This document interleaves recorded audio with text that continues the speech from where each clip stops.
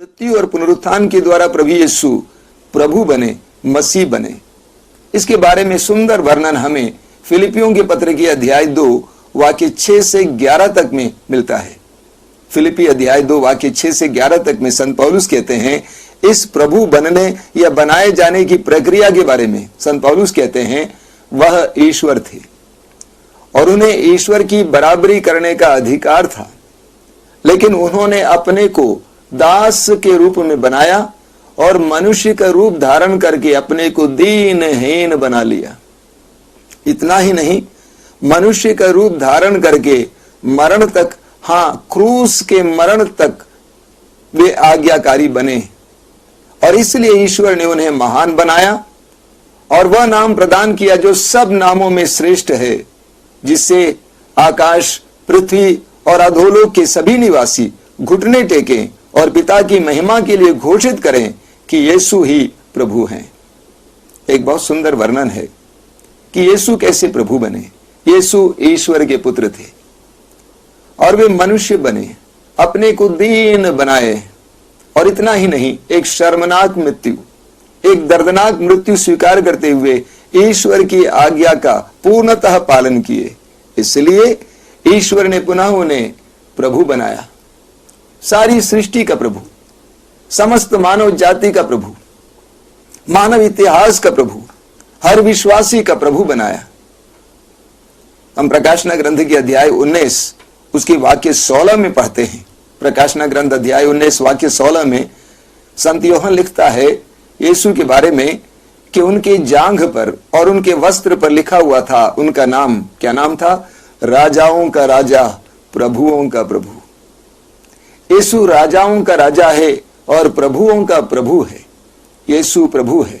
मत्ती के सुसमाचार के अध्याय 28 उसके वाक्य 18 में प्रभु यीशु स्वयं कहते हैं, स्वर्ग में और पृथ्वी पर पूरा अधिकार मुझे मिला है।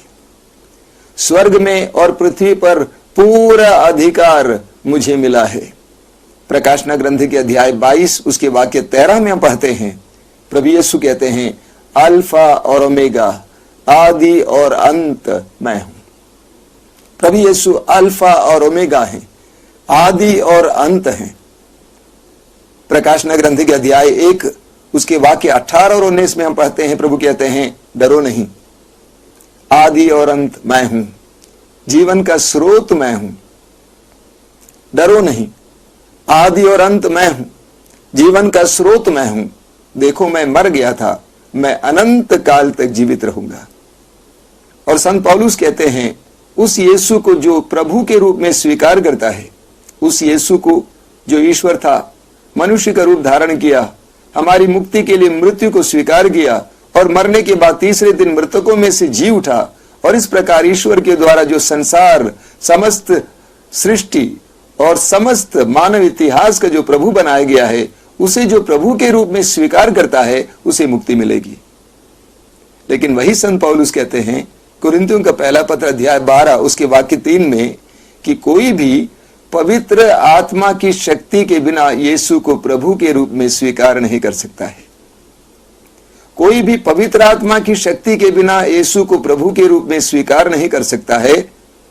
यीशु को जानने के लिए पवित्र आत्मा की विशेष ज्योति की जरूरत होती है। यीशु को पहचानने के लिए पवित्र आत्मा की ज्योति की जरूरत होती है। यीशु पर विश्वास करने के लिए पवित्र आत्मा की शक्ति की जरूरत होती है।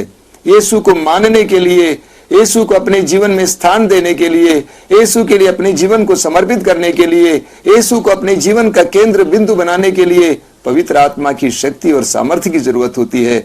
पवित्र आत्मा ही हमें यीशु को प्रभु कहने और अंगीकार करने के लिए सामर्थ्य दे सकता है।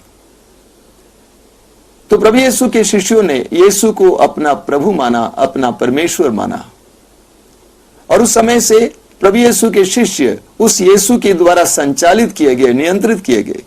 यीशु उनके मालिक बने। अब सवाल ये खड़ा होता है कि हम यीशु को अपना प्रभु कैसे बनाएं? यीशु को हम अपना प्रभु कैसे बनाएं?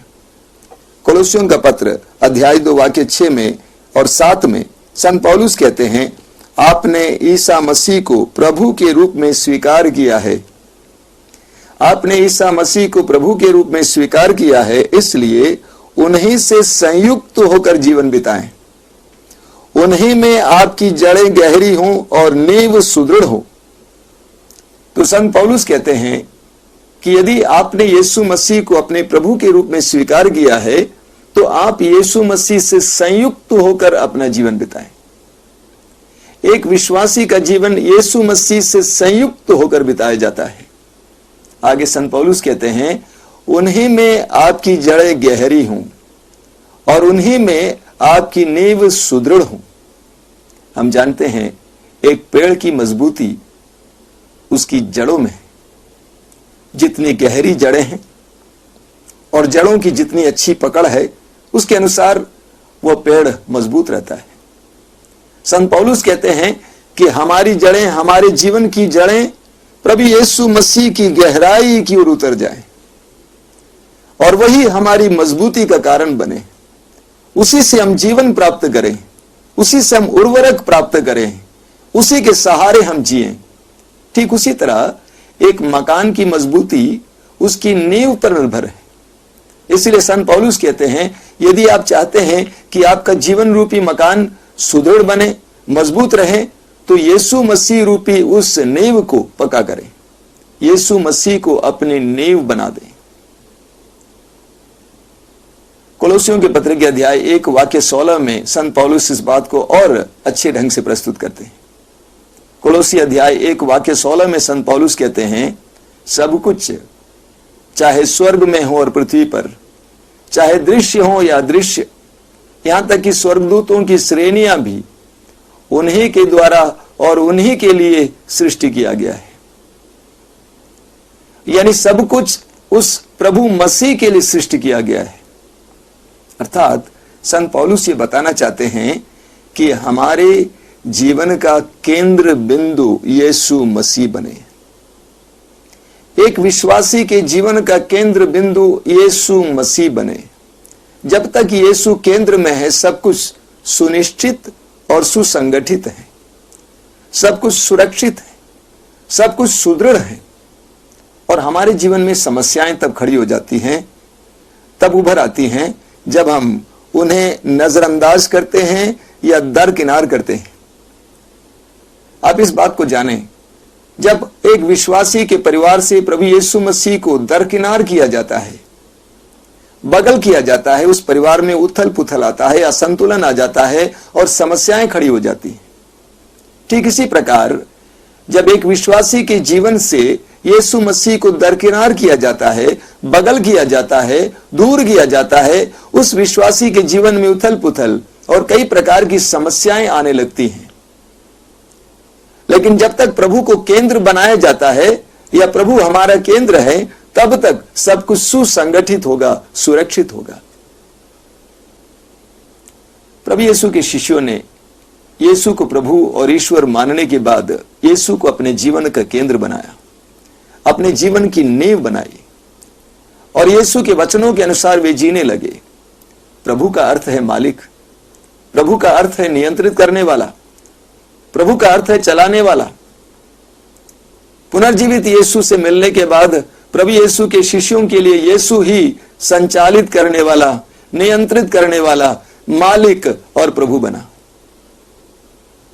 आज सवाल यह खड़ा होता है कि मेरा मालिक कौन है, मेरा प्रभु कौन है। आज के तारीख को हम जानते हैं कि कुछ लोगों ने प्रभु का स्थान पैसे को दिया है, प्रभु का स्थान नाम और पद को दिया है, अधिकार को दिया है, प्रभु का स्थान मनुष्यों को दिया है, प्रभु का स्थान संपत्ति को दिया है। तो एक सवाल खड़ा होगा हम विश्वासियों के सामने, मेरा प्रभु कौन है, कौन मुझे संचालित करता है, किसकी बात मेरे जीवन में चलती है, कौन मुझे नियंत्रित करता है। कई लोगों के लिए यीशु मालिक नहीं है, प्रभु नहीं है, बल्कि नौकर है। हम लोग क्या करते हैं नौकर के साथ, जब कोई आवश्यकता होती है नौकर को बुलाया जाता है, राजू, तो राजू चल के आता है।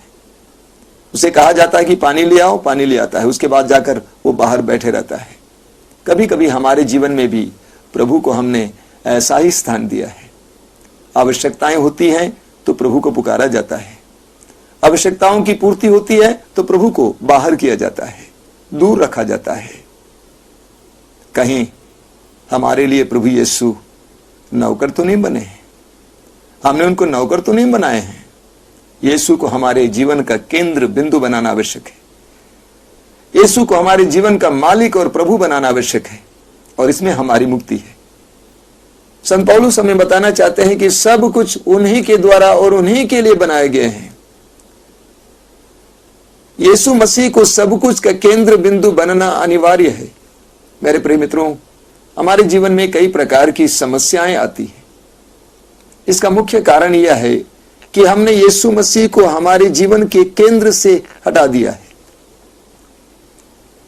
ईश्वर के पुत्र यीशु मसीह, संसार के मानव इतिहास के प्रभु यीशु मसीह ही हमारे जीवन को एकजुट, एकत्रित और संगठित रख सकता है। जिस समय प्रभु यीशु मसीह को हमारे जीवन के केंद्र से हटाया जाता है, हमारे जीवन में असंतुलन आ जाता है। जब एक विश्वासी के जीवन से प्रभु यीशु मसीह हटाया जाता है, उसमें असंतुलन आ जाता है, कई प्रकार की दुविधाएं और समस्याएं आ जाती हैं, और इसलिए उसमें फिर एक बार संतुलन लाने का एकमात्र मार्ग है उन्हें पुनः प्रतिष्ठित करना, केंद्र बिंदु बनाना। ठीक इसी तरह जब हम अपने परिवार से प्रभु यीशु मसीह को अलग करते हैं, दूर करते हैं, दरकिनार करते हैं, तब हमारे परिवार में असंतुलन आ जाता है, कई प्रकार की समस्याएं आ जाती हैं, और परिवार में पुनः शांति स्थापित करने के लिए उस प्रभु को केंद्र बनाना अनिवार्य है।